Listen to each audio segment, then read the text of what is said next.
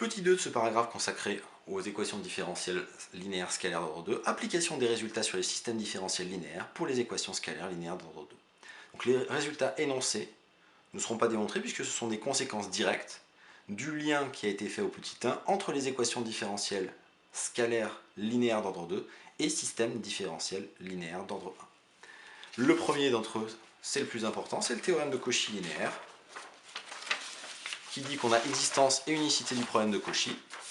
Donc traduit pour les équations différentielles linéaires d'ordre 2, ça donne la chose suivante. Je prends A, B, C, trois fonctions continues de I dans K. Je prends T0 dans I, Y0, V0 dans K qui vont m'amener mes conditions initiales. Je prétends qu'il existe une unique fonction Y, deux fois dérivable sur I, telle que pour tout T dans I, Y seconde de T plus A de T, Y' de T plus B de T, Y de T vaut C de T, et Y de T0 égale Y0, Y' de T0 égale V0. Donc il s'agit simplement de la traduction pour les équations différentielles linéaires d'ordre 2 du théorème de Cauchy linéaire pour l'inconnu grand X de t pour l'équation grand X' de t égale grand A de t X de t plus B de t, où grand A de t et B de t ont été définis au petit 1, et la condition initiale grand X de t0, c'est la colonne Y0, V0. De même, pour la régularité des solutions, on avait un résultat dans le grand 1 qui nous disait que les fonctions grand X de t étaient a priori seulement cherchées dérivables, mais qu'elles étaient déjà, si grand A et grand B étaient continues, elles étaient au moins C1, et que si grand A et grand B étaient de classe CP, la solution grand X était au moins de classe CP plus 1. Et bien si je le traduis ici, si A, B, C sont de classe CP sur I, alors toute solution de l'équation Y seconde plus AY' plus BY égale C est automatiquement de classe CP plus 2 sur I.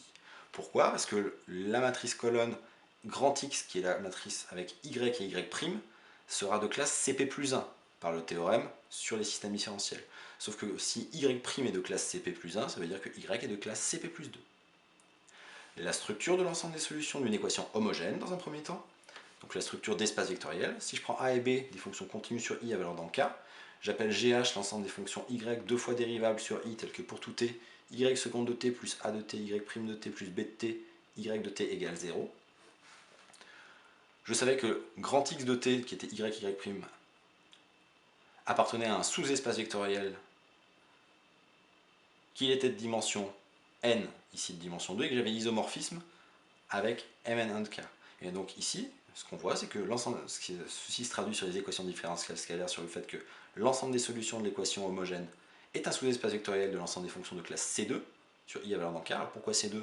Parce que là encore une fois, le grand X qui était Y' est de classe C1, donc Y' est de classe C1, donc Y est de classe C2 sur I. Que pour tout T0 dans I, l'application phi T0 qui a une solution d'équation homogène dans K2 associe, donc qui a une solution associe la valeur en T0 et la valeur de sa dérivée en T0 est un isomorphisme. La linéarité est évidente, le côté sous-espace vectoriel est une simple vérification, et la bijectivité, c'est le théorème de Cauchy linéaire. La conséquence du fait que c'est un isomorphisme, c'est que GH est un sous-espace vectoriel de dimension 2.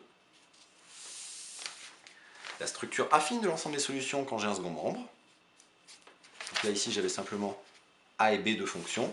Là maintenant j'ai A, B, C trois fonctions continues sur I dans K. Je prétends que je connais Y0 une solution particulière de E, donc l'équation avec un second membre c'est T. Et bien je prétends que si je connais une base Y1, Y2 de l'ensemble des solutions de l'équation homogène associée, donc je mets un 0 dans l'angle de droite, alors l'ensemble des solutions de E est grand F, l'ensemble des fonctions de la forme qui a T donne Y0 de T, la solution particulière, plus une combinaison linéaire de Y1 et Y2, mes solutions de l'équation homogène associée. Donc, on a toujours cette même structure que l'ensemble des solutions de l'équation totale, c'est une solution particulière plus une solution de l'ensemble de l'équation homogène associée.